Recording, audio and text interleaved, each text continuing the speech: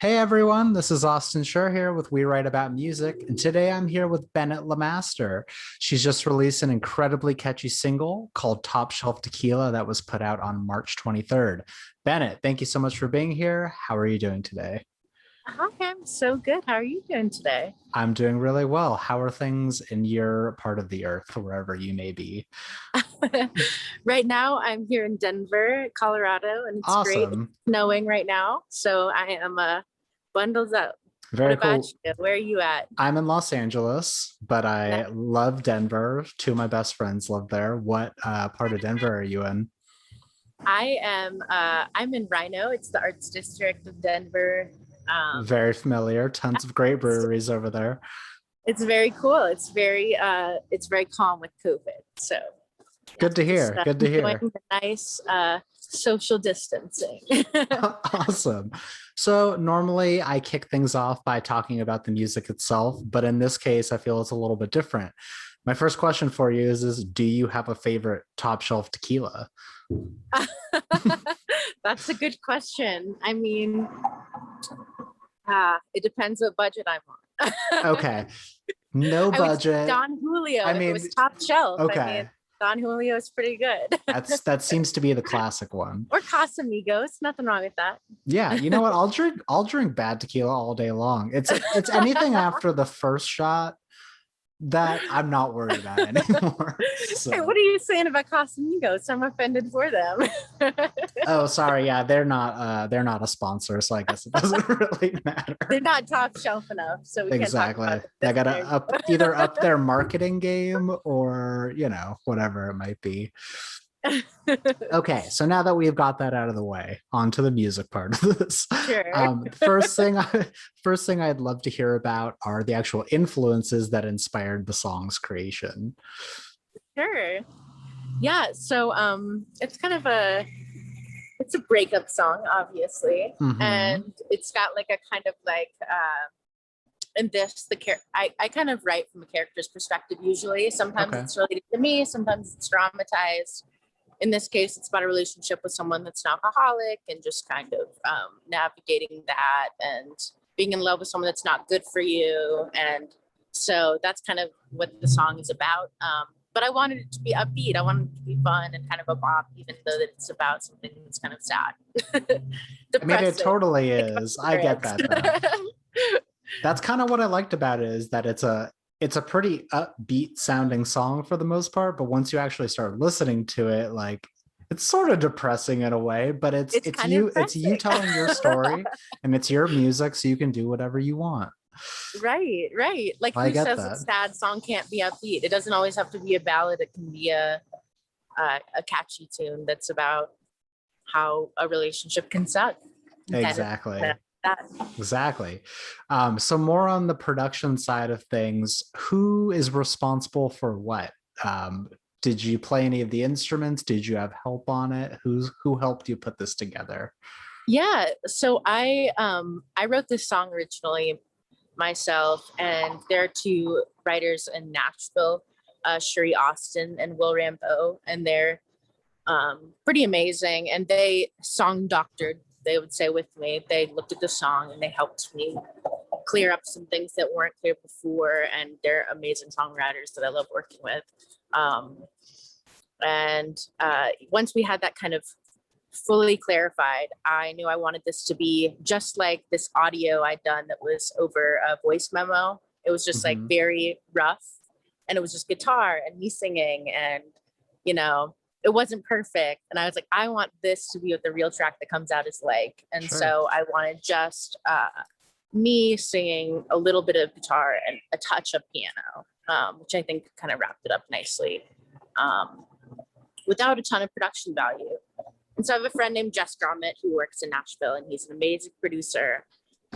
He played the song the way I'd originally written it, just cleaned up and helped me get it all together. And so I'm grateful to everybody I worked with on this project. It was great. Very cool. Well, it turned out great. And you say there's no production value, but I think there is. I think it's a really nice sounding song. Like the mixing is right, everything is in tune, and it's just like it sounds good in a nice pair of headphones. Sure. So, Oh, Jess is a G. I shouldn't say. I didn't mean it like that. Jess is an amazing producer, and okay, got it. he understood what I wanted. He knew I wanted it kind of like my voice memos. I wanted it raw. I didn't want it Sure. super produced. Some of my other stuff is more poppy and produced, and I wanted this to be just kind of raw because it's a raw song. It's about something that's very personal and uncomfortable. Talking about someone that a relationship fails with that's unhealthy for you, but you kind of want a relationship with. So it was a really fun project. That. I get it. I totally get it. So I'm pretty sure this is your first single release of the year. Is that correct? I'd have to check. That's horrible. When Back to You came out, or Jokes on Me came out, that was this year as well. No, okay. No, 2021. Maybe you're right. I know this year. It's okay. Right. This year is just flying right by. So I'm sorry. 2020 was so bad. I was like, did it extend into 2021? I think I'm confused. Don't even worry about it. It's all good. Well, my main question here is, I want to focus on the now and this single, obviously, but the real question becomes can we expect more in the future? Yes, actually, January 23rd, I have a new song that's coming out, and it's gonna be really fun. It's written from kind of a femme fatale, evil villain, female kind of perspective. Okay. And what you don't know won't hurt you. And I like that.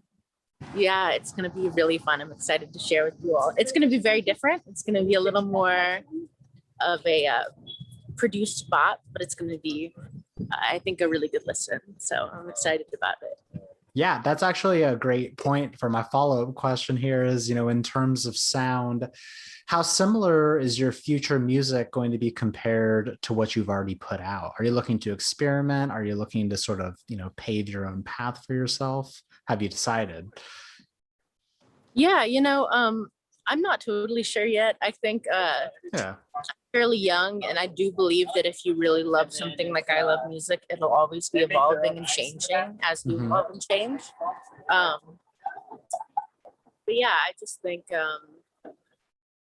I do think I'm trying to go from a less pop to a more of a kind of indie route right now. Something that's a little more just kind of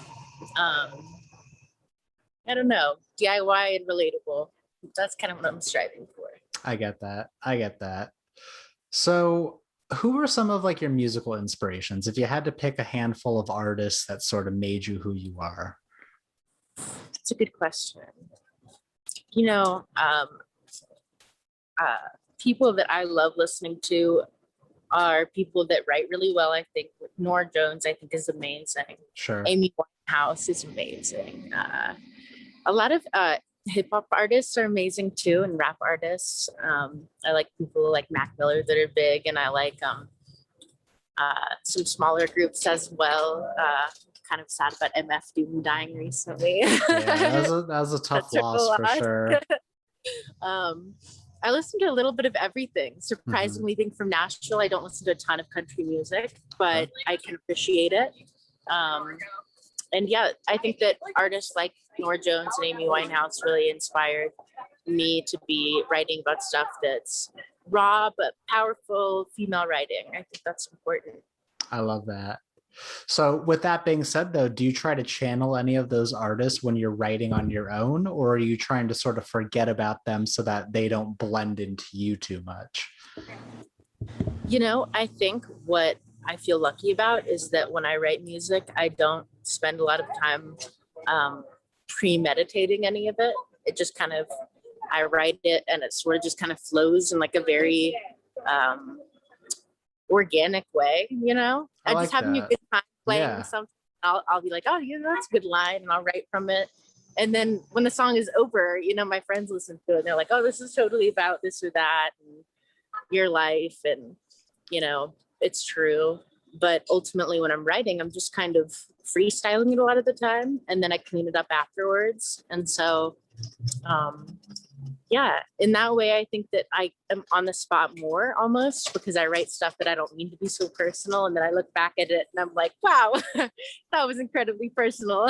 No, I like that because you're not second guessing yourself. And some people do that so much that the music sort of comes out too processed and not as genuine as it should have been.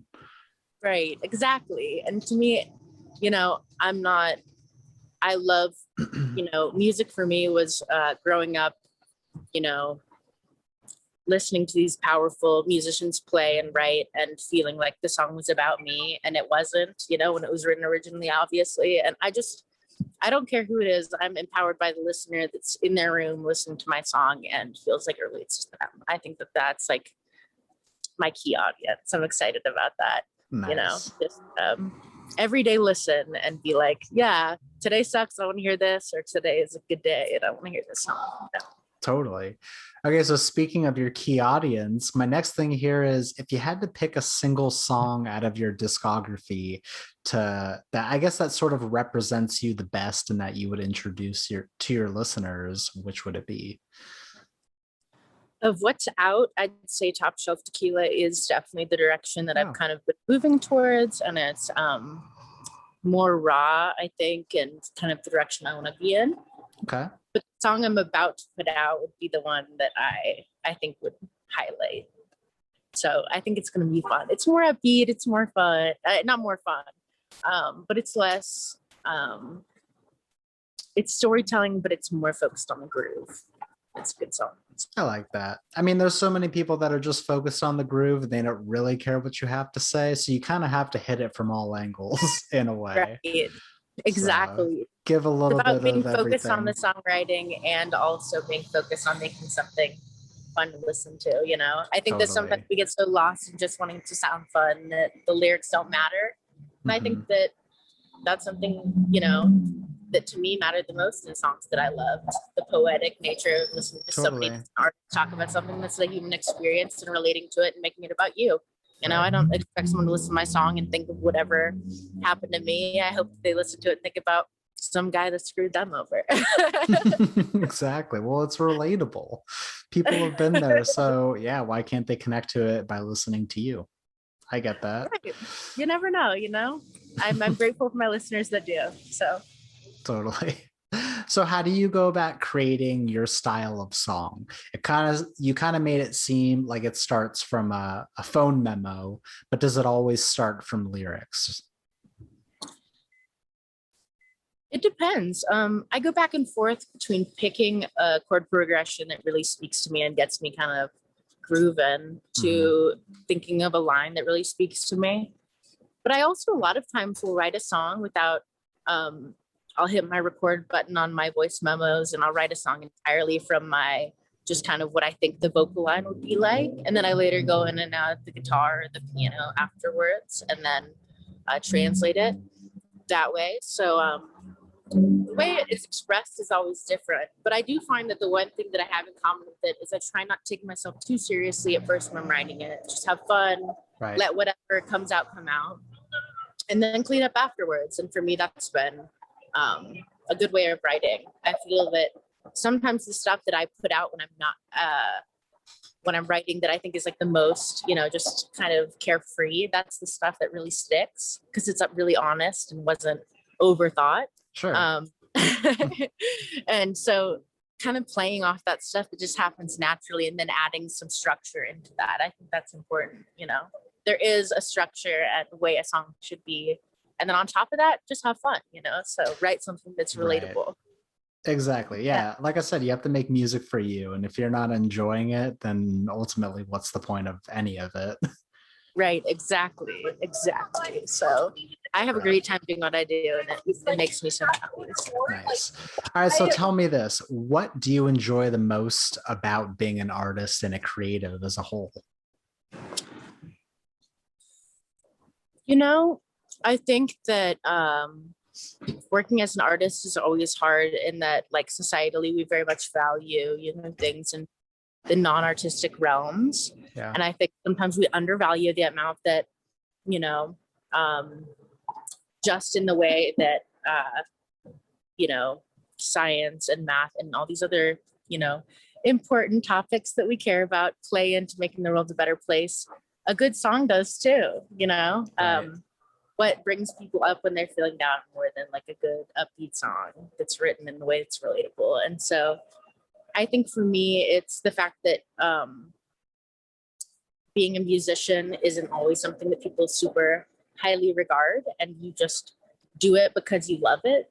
And in that way, you just break through your ego a little bit in that way. And I Oh think that yeah. have to do that throughout time with their jobs. And for me, I think that it's just like, I don't write music thinking about what other people will think. I want them to relate. I want them to enjoy it. I don't want it to be just about me, but I'm not writing in that moment trying to impress anybody. And so I think that's what's amazing about art is you just make something and then somebody that doesn't have anything to do with you relates to it. And that's just like crazy cool. And it's because they Yeah. relate to it about them, not about you. It's not about your breakup, it's about their breakup. Exactly. Well, they're Crazy cool. choosing to listen to your music, first off. But at the same time, it's just like, I think sometimes listening to anyone's music, you can tell when they're being sort of fake or they're manufactured stories or whatever it might be.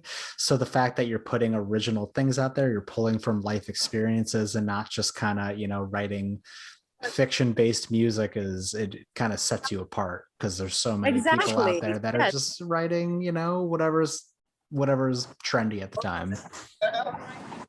totally. Yes. I think that writing stuff that's relatable and about yourself is what makes something human. And then it translates into other people writing music that's about them or just listening to music that's about them. It's just all about anything that you write about is probably going to connect with someone else. So yeah, Right. if you really are honest, that's the hard part. Don't cover it Totally. up. Just write it as it is. Exactly. Is there a chance this year that we'll get to see you perform any of these songs live? Yes, you'll be able to hear some of these songs live very soon. I'm going to be playing out, I'm thinking in Nashville, hopefully in the next couple months. Oh, Here awesome. in Denver, I've been playing out quite a bit and getting started.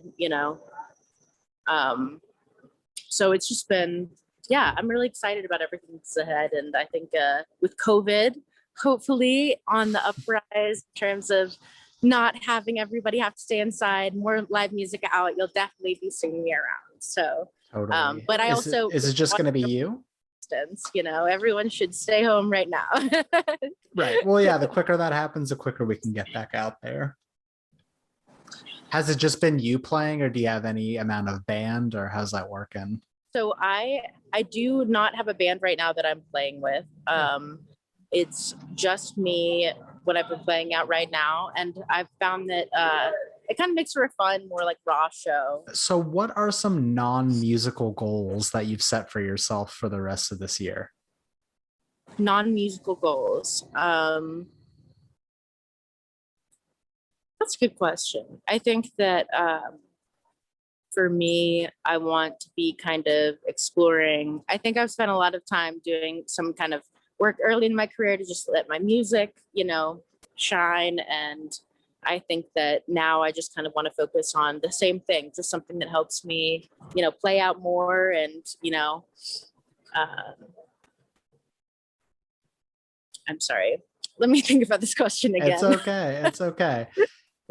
I guess the question can be kind of wrapped up as, how are you going to be working on yourself as a person aside from making music? Sure. I think that I think a lot of people had a hard year in 2020. I definitely did. Sure. The song is about a breakup. I definitely had a really bad breakup. A lot of other things going on in my life, a lot of shifts. I'm in my 20s and, I'm to new Yeah. city, new job. It's always changing. And so Right. I think that for me, what I've been learning is to slow down and really appreciate that life is about the things that I write about. It's about just like the very human moments of like,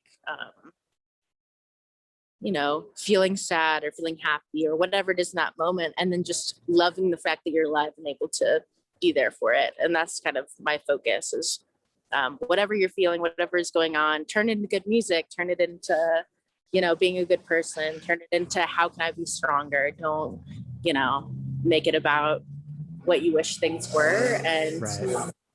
I'm always surprised. My music gets stronger from the things that I don't expect to happen. And that's how life is. Just Oh, I love that. That's a great answer. So the last thing I have for you here is for those that are going to discover your music for the first time, what message would you like to pass off to the first time listener? I think my message should be, you know, I'm not here trying to be like some fancy pop star music, you know. I'm Bennet LeMaster. I am a flawed human being that writes music about the things that really relate to me. And I really hope that when you listen, you make it about you. If you've had a shitty breakup and whatever top shelf tequila makes you think about that, or too late makes you feel, Yeah. like, it was different, or the song I'm about to put out makes you feel powerful and upbeat and strong. I think that I'm not writing about me, even though I'm writing about just being a person, and I hope you relate. That's all. I love that. I love that. It's honest, it's true, and I think people will really like that as well. Oh, well, I appreciate that. All right, Bennett. Well, thank you so much for taking the time to speak. I really appreciate that we could find make a time that worked here. And for everyone else, Top Shelf Tequila is out. Listen to it. I'm really looking forward to see what else that you put out in the coming months, weeks, whatever it might be. And I really look forward to speaking soon.